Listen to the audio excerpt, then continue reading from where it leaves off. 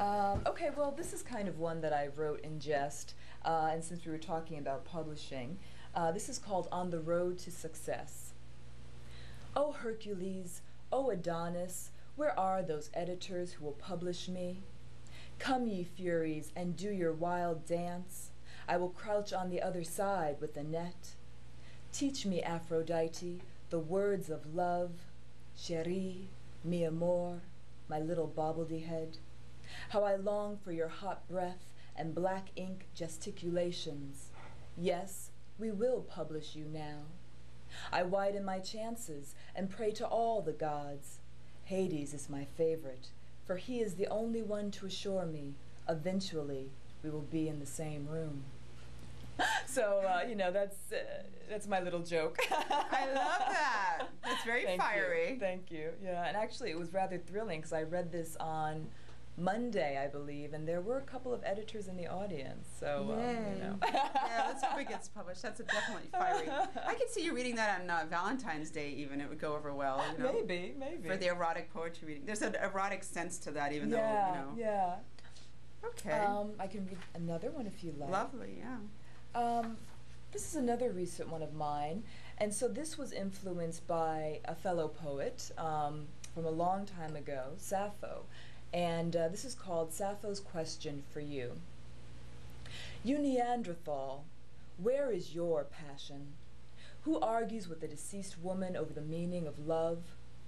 My poems are mostly gone, and I was barely dead.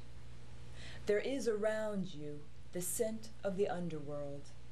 My sonnets burning, and possibly a bit of your flesh.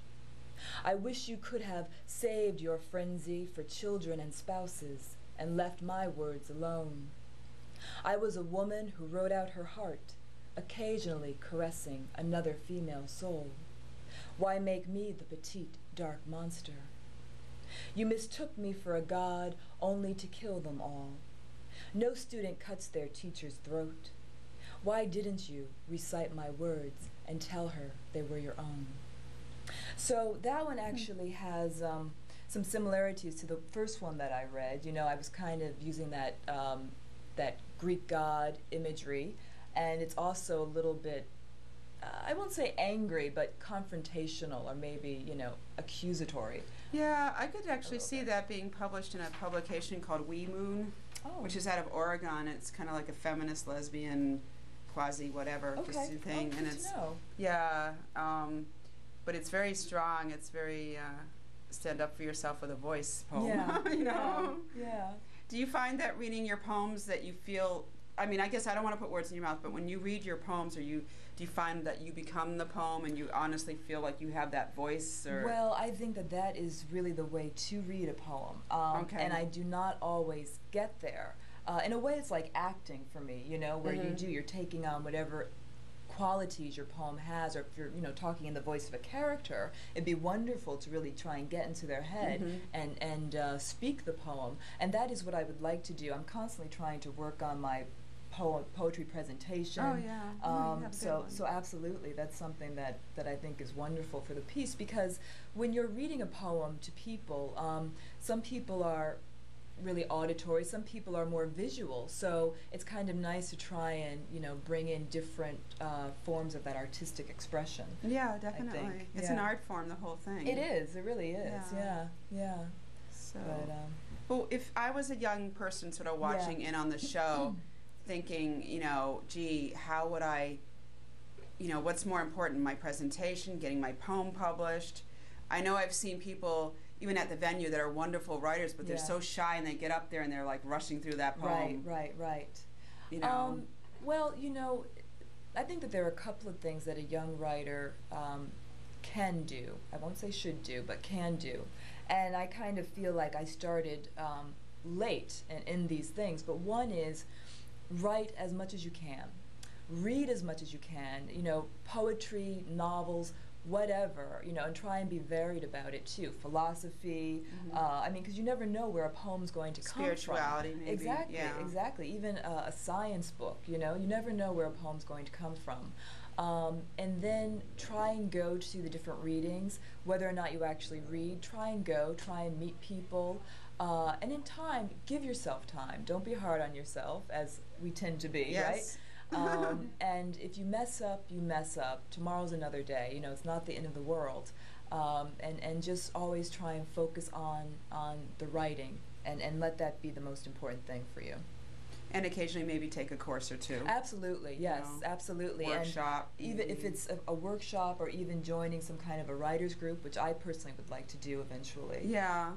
You know, just some other person, preferably someone that you trust, and whose opinion you respect. Somebody else that can look at your writing and give you a good criticism for it. Yeah, at the gallery we have about 4 or 5 writing venues, and some of the people that lead the venues have workshops, or at least know people that have them. I know is it Tom Daly? Yes. I think Tom yes, Daly, that's right. you know, he has a workshop. You know, Chad Parento might know of somebody with workshops. Once you get into a little, quote, poetry community, Yeah, like that's at the correct. gallery or through Bagel Bards or whatever, through Borders, it's easy to sort of be a little brave and say, hey, you know, I think I'd like to take a little writing workshop. Right. And there are yeah. probably even things online too. Like I've heard of Definitely, those, yeah. you know, kind of writing groups where people are all over the world, but they have this connection where they can share Honestly, their poetry or their short stories, and they have people that can give a good feedback. Yeah. Yeah. Now, who are your favorite writers? Like, I mean, when you were going to school, for instance, did you find yourself attracted to, like, maybe a particular writer? Or? You know, I try and read a lot of different things. But when I was in college, I was crazy about Anne Sexton, Sylvia Plath. Actually, I was so lucky to be able to study with Frank Bedart.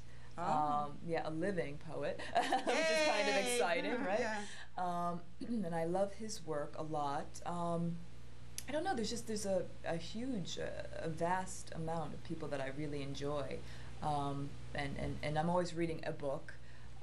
So At least 1 or 2. Yeah. And you know, I think a good book to grab, which I need to get for myself, is the Best American Poetry, just because that gives you a nice. It's one place where you can get a lot of the current poets and also the publications that are publishing poetry. Now, of course, that's not the place to end. It's a good place to start, though. Right. Yeah. Let's hear some more poems. Now, do you have any poems that you think, I mean, I guess, I know you brought a lot of poems with you, but do you have one in particular that you've ever heard somebody say, oh, wow, that's a Coleen poem, for sure? Coleen poem. You know, like, Well, definitely a Coleen poem. No. Uh-oh. No, I don't know. But I'll read this one. Okay.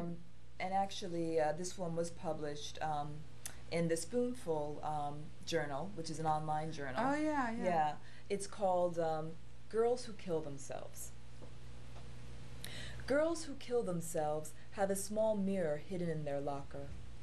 It looks like a cheap store-bought reflector, but in actuality, it is a shard from the jealous queen's broken looking-glass, and it does nothing but cry. For its truth is subjective, a fact only understood with the aid of maturity and time. But girls who kill themselves move fast like the wind.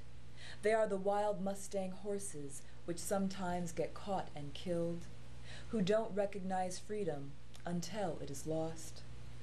It is never right for such creatures to have hollowed-out eyes, because even though the mirror cries, the eyes only see what the beaten queen believed before she devised a plan to get off her knees.